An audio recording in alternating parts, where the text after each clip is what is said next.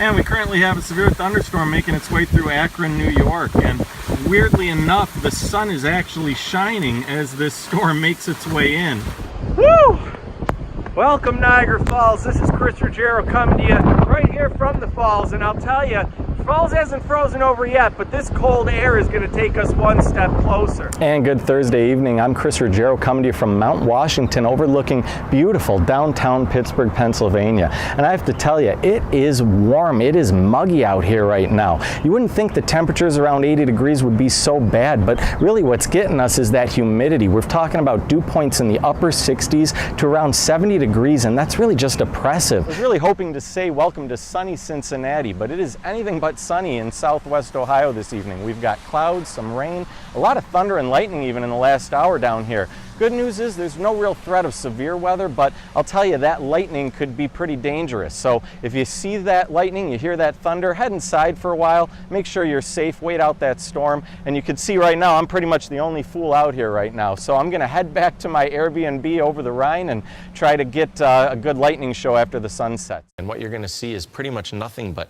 clear skies across our entire viewing area. So tomorrow is a great day to get out, enjoy that sunshine, and really a lot of it's gonna even hold on into Wednesday. And you can see again, that's also where a lot of that rainfall was focused. So if we take a look around Buffalo, just south, accumulation 2 inches throughout the day with those storms moving in and out of the area. So as we take a look at our forecast, we're going to see cloudy start to tomorrow, a lot of afternoon sunshine as those clouds start to burn off. Just a beautiful day all around. If you're good with the cooler temperatures, 70 to 75 degrees, you can't ask for much better than that in mid-August. And these dew points being as high as they are, it doesn't take much to get the temperature down to that dew point. So that's where we're going to have that fog, that condensation taking place. And because of the light winds, really not much mixing going on. So you're going to have a lot of this air pretty stagnant, this moist air overnight tonight. And good Monday evening. As we take a look across Niagara Falls, we're seeing that sunset. And this was one of the places earlier on, lucky enough to get some rain-cooled air off of those storms that bubbled up across the Niagara Peninsula, but then just died down as they ran into that stabilizing lake breeze. So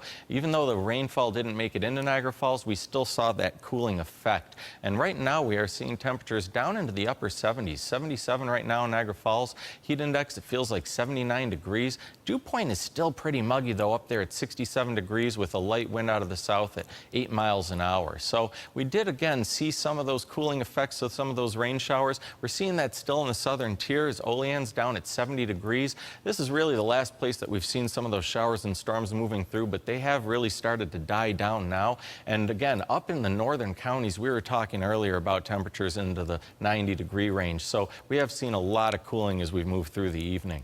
Now, keep in mind, the reason it's still warm and muggy is because we still have this frontal system off to our west that has not pushed through yet. So right now we see a lot of that clearing over western New York, but we have a lot more to our west that still has to make its way through before we're in the clear. Now, as we zoom in a little bit, you can see just north of Franklinville, we had a bit of a thunderstorm early that has moved off to the east and just died down slowly and continuously as it's made its way east. And that's really the story across western New York right now as it dries out this evening. But we do have off to our west another batch of showers and storms over southern Ontario.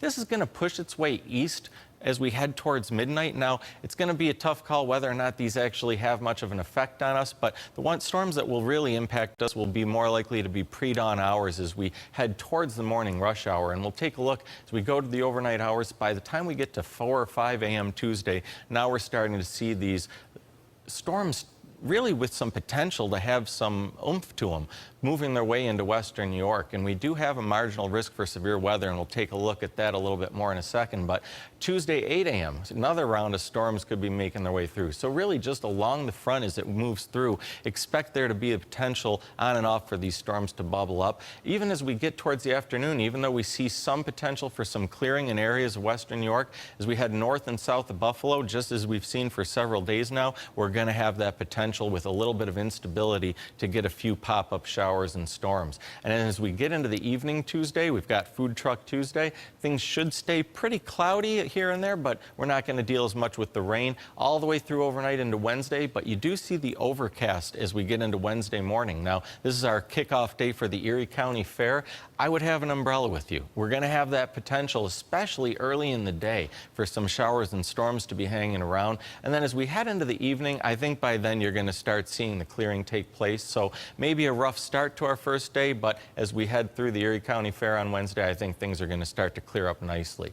Now, as we take a look at the severe risk for tonight, that risk is more now off to our southwest, and earlier we were included in this. So what's happening is we're starting to have some of that diminishing of the storms as we lose that daytime heating, and as we get that front moving through, that should bring that risk back in, and that's what we're seeing here for tomorrow. That risk of severe thunderstorms is just marginal, which is a very low risk, but I would expect any major storms to move through would be most likely to be early in the day, maybe even before you get up. So don't be surprised if you wake up to some thunder overnight tonight.